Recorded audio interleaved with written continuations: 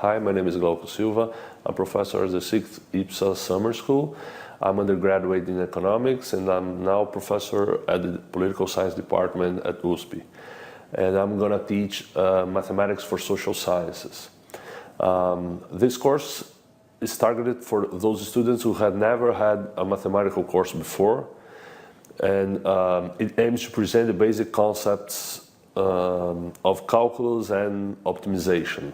The course ranges from the basics of functions until the conditioned optimization. And all of those concepts will be applied for social science research.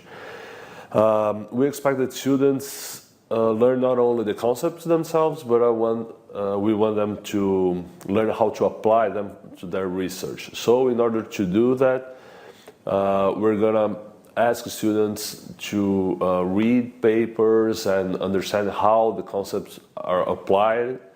And we want students also to discuss them, not only to practice the concepts, but also to think about real research problems and how to solve them and how to apply those concepts to their problems.